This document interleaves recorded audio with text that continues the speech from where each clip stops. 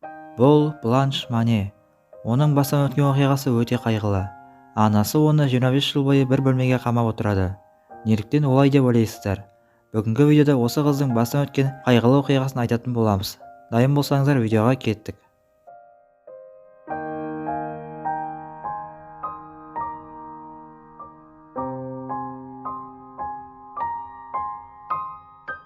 Бланш Мане. Бланш Мане 1849 жылы бай отбасында дүниеге келген. Қыз тиісті ақ сүйекте білімін алды, және ол өскенде нағыз зайырлы арыстан болды. Сол уақытта ер азаматтардың барлығы Бланшты ұнататын, өйткені оның әдемілігі ерекше еді. Әдемі болғаны соншалықты тіпті әйелі бар ер азаматтар оны ұнататын болған. Дегенмен Бланш Маненің анасы өте қатал болды. Анасының алдына көптеген жігіттер қызын сұрауға келген болатын, бірақ анасы ешқашан келісімін бермеген. Сол кезде Бланш Мане 27 жаста болатын, яғни ол осы жаста ескі қызметші болып саналды. Бір кезде Бланш Мане кенеттен адвокат болып жұмыс істейтін адамға ғашық болады, бірақ анасы оны ұнатпады, яғни келісімін бермейді.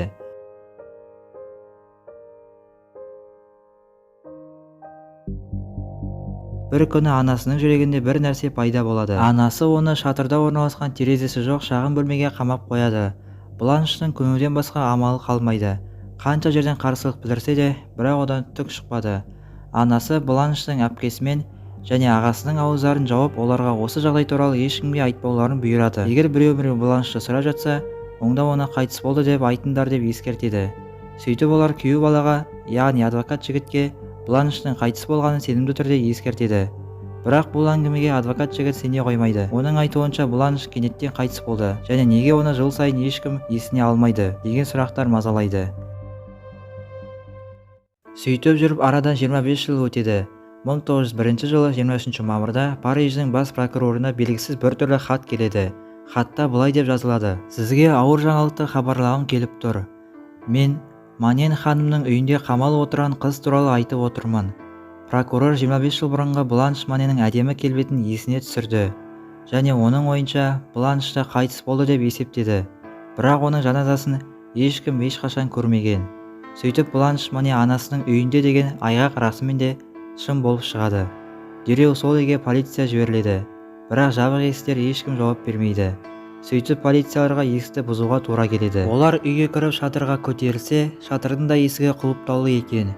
Сөйтіп олар құлыпты да бұзып, бөлмеге кіріп жарықты қосқан кезде сұмдық көрініске тап болды.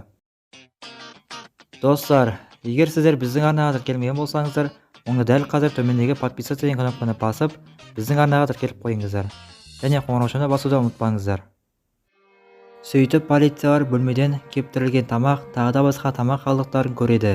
Және олар матрастың үстінде жатқан, әбден жүдеп кеткен, сүйектерінің көрініп жатқан ұзын шашты жалаңаш әйелді көреді. Иә, суреттегі қорқынышты әйел Бланш Мане. Ол 25 жыл бойы бір бөлмеде қалай шыдағаны белгісіз. Тіпті бұл жер бөлмеге ұқсамайды. Айналасында шіріген сабан, тамақ қалдықтары және төсек айналасында жүгіріп жүрген жәндіктер өте көп. Тіпті мұнда 1 минут тұрудың өзі мүмкін емес еді. Сөйтіп Бланш Мане бірден ауруханаға жеткізілді. Сол уақытта анасы үйден қашып үлгереді, бірақ қашқанымен бәрібір ұсталады, және анасы дереу қамауға алынады.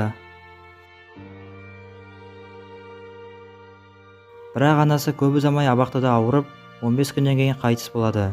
Және куәгерлердің айтуы бойынша Бланш шатырдан айқайлап, мені қамау үшін мен не істедім? Мен мұндай қорқынышты азаптауға лайық емеспін деп айқайлаған екен. Және Бланш психикалық ауруға шалдыққаны анықталды.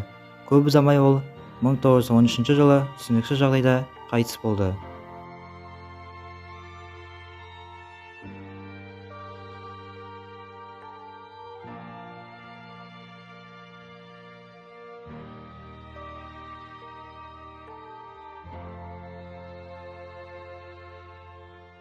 Сонымен достар, бүгінгі видеомыз аяқталды. Егер тағы да осындай историялар көргіңіз келсе, онда лайк басып арнамызға тіркеліңіздер. Келесі кездескенше аман, сау болыңыздар.